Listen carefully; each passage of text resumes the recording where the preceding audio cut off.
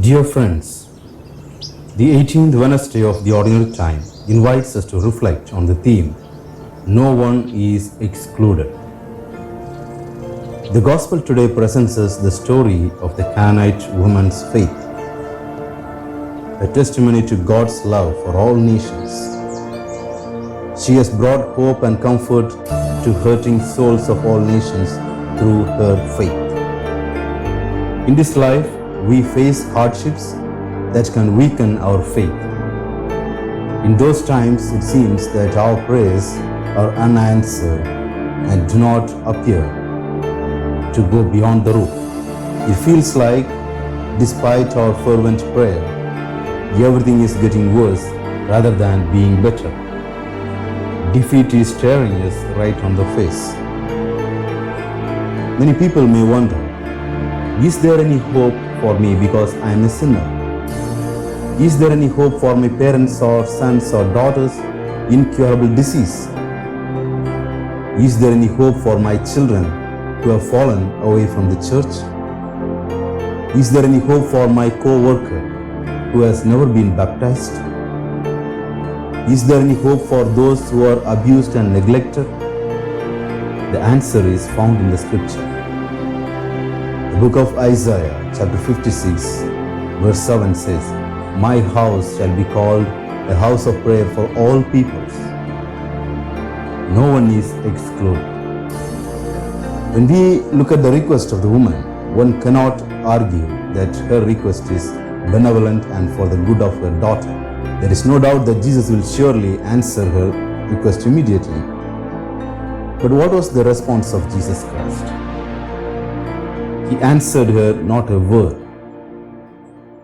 Jesus' silence may seem disconcerting, to the point that it prompted the disciples to intervene. But it was not a question of insensitivity to this woman's sorrow.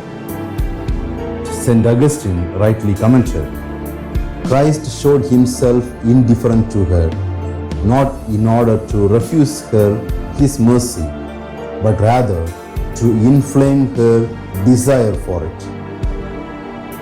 God's power and his desire to bless are not limited to his chosen people. All his promises are still available to us today. We can enter into the healing presence of Jesus as we praise and worship God. In most cases, those people who want to follow Jesus need to be humbled first. Instead of resenting the statement of Jesus, instead of actually being aroused in anger, the Canaanite woman did not retaliate and tried to argue with Jesus. After Christ's statement, she could have said, I am not a dog. I am a woman who has a child who needs help. I am a mother. If you are going to demean my personality, then you really are not a man of good reputation. I do not need your help anymore. But she does not want to argue. She accepts this statement. Her answer is a sign of her humility. She continues, Yet even the little dogs eat the crumbs which fall from the master's table. It is true that the Jews rejected the bread of life in their own land and disregarded the importance of the bread which was given to them. The Jews let the bread fall from their table, and here is a Gentile who is ready to receive the bread of life. She is so humble that she recognizes her state of being nothing and do not deserve anything, that even a small crumb of bread will she receive with all gladness. There is no doubt in her mind that Jesus is able and more than willing to save her suffering daughter. As a result of the perseverance of the woman's faith, she was personally commended by none other than our Master and Supreme Creator, Jesus Christ. O woman, great is your faith. Let it be to you as you desire. The daughter of the Canaanite woman was immediately healed from that very hour.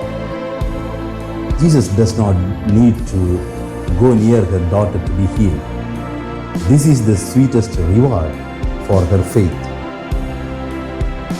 How good and pleasant can it be if those same words are told to us?